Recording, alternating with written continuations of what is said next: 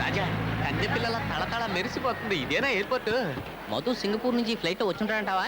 మధుని చూడడానికి ఎవరు వచ్చారా? ఏరోప్లేన్ చూడడానికి వచ్చాను. ఓహో, ఇంకా అలాగే ఉండు. నువ్వనే నేను డబ్బాకి షర్టు ప్యాంట్ వేసినట్టు.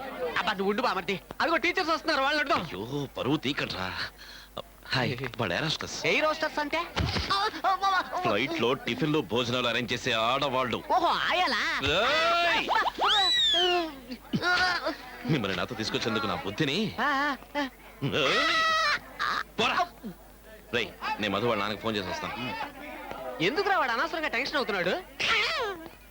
అవును, ఎయిర్పోర్ట్ నుంచి. ఏమిటి, మధు ఫ్లైట్ మిస్ చేశాడా? ఎప్పుడు వస్తాట?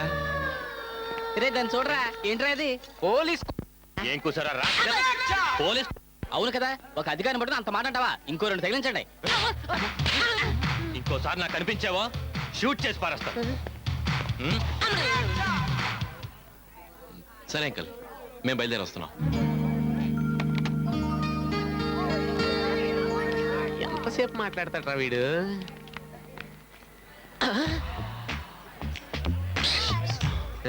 ఇప్పుడు చూడు. ఆ రోజు నీకేం చెప్పాను?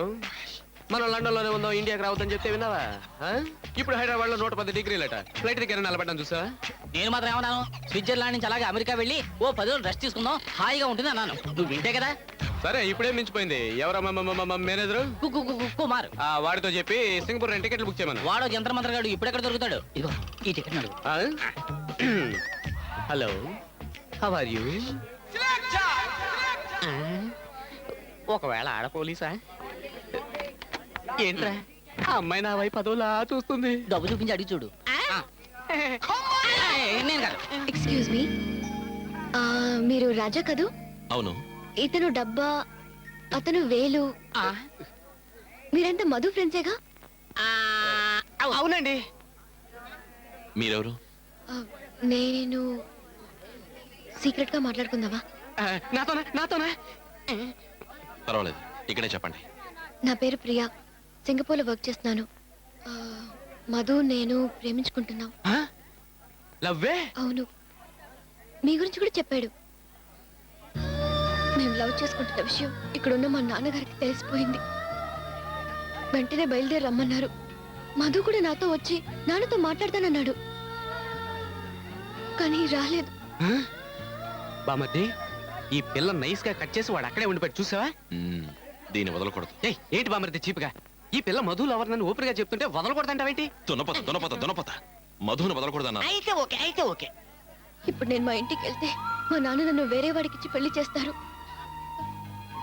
ఆత్మహత్య చేసుకోవడం కంటే నాకు వేరే దారి లేదు. మధు ఎందువల్ల ఫ్లైట్ మిస్ చేసాడో తెలియలేదు. మిమ్మల్ని మోసం చేయాలనే ఉద్దేశం వాడికి ఉండదు. తొందరపడకండి. బామర్ది పాపం చూస్తుంటే మంచి పిల్లలా ఉంది. ఓ పని చేద్దామా? ఈ అమ్మాయిని తిన్నగా మన ఊరు తీసుకువెళ్దాం. మన గెస్ట్ హౌస్ లో ఉండమని చెప్దాం. మధు రాగానే మాట్లాడి ఇద్దరికి పెళ్లి చేసేద్దాం.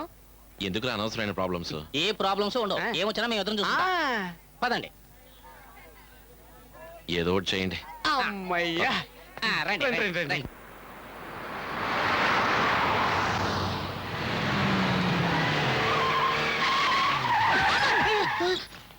తిక్కనా కొడుకులారా, మరి అడ్డంగా వచ్చారేట్రా? మా నాన్నగారి మనుషులు. ఏంటి, మీ నాన్నగారి మనుషులా? ఎందుకు వచ్చారు? అడుగుదాం.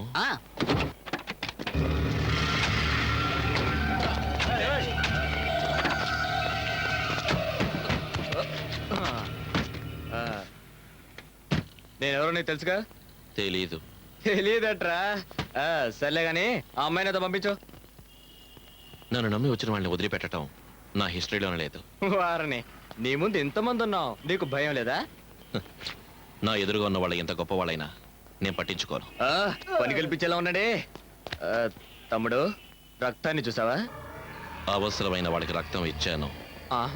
అనవసరంగా నా జోలికి వస్తే రక్తం తాగుతాను. చూడు తమ్ముడు, చూడ్డానికి అందంగా ఉన్నావు. కాళ్ళు చేతులు అటు ఇటు మార్చి పారేస్తాను. చెయ్యి మార్చచ్చు, కాలు మార్చచ్చు, కానీ తలని మార్చలేను. నువ్వే తెలుసుకో.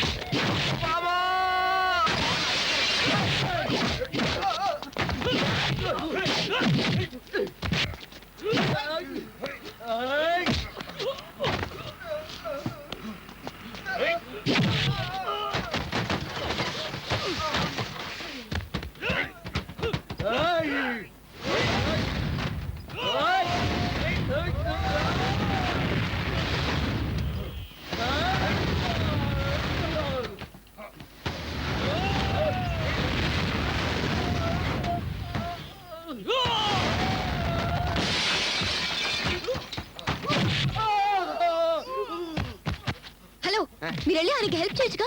అయ్యయ్యో నువ్వు ఒకదానివి. హ? మేము ఇలాంటి చిల్లరగాళ్ళతో గొడవలు పెట్టుకోం. మేము వెళ్ళి ఫైట్ చెయ్యాలి అంటే కనీసం 90 మంది ఉండాలి.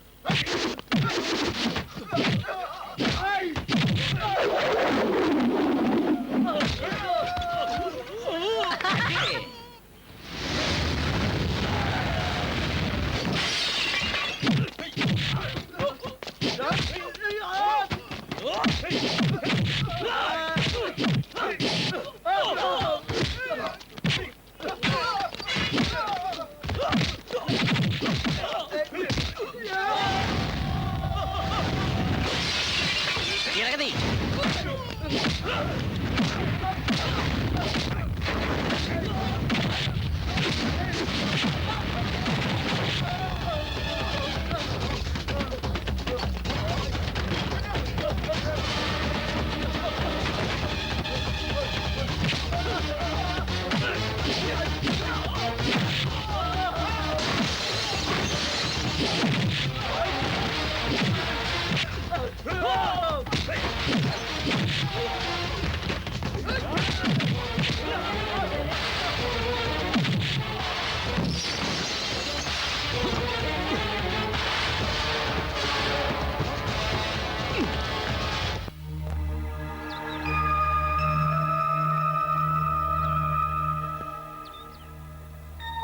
ఇప్పుడు ఏం కంపెనీ నన్ను పంచాయతీ పెట్టావు?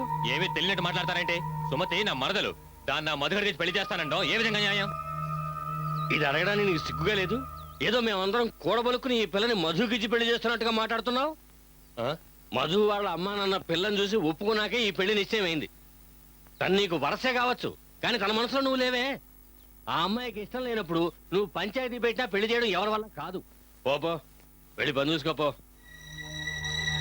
ఒక్కగానొక్క కొడుకుని కన్నావు, వాడికి పెళ్లి చేసే యోగ్యత లేదు కానీ నాకు నీతో చెప్తున్నావా? పదండ్రా.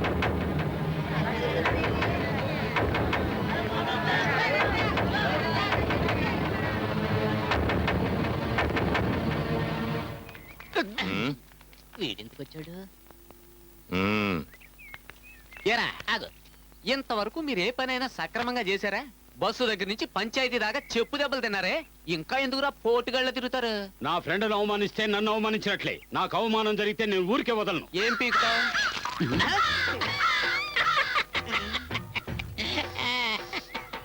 ఏంటి పిస్తాలా గ్రీన్ కలర్ లో ఉంది? రేయ్, కాకి విరోచనం చేసుకుంటున్నా. రోజు నీ బుర్రన కాకి బాత్రూమ్ లో వాడుకుంటుంది. ఇంతకంటే అవమానం ఏమైనా ఉంటుందా నీకు? ఇక మీద ఈ ఊర్లో కనిపించకూడదు. పో, పోరా. ఈ సంగతి తర్వాత చెప్తాను. పోరా. వీడు ఒకడు కాకి పెంట గాడిద పెంట అని చెక్ చేయడానికి వెనకాలే ఉంటాడు. పోరా. నువ్వు పద.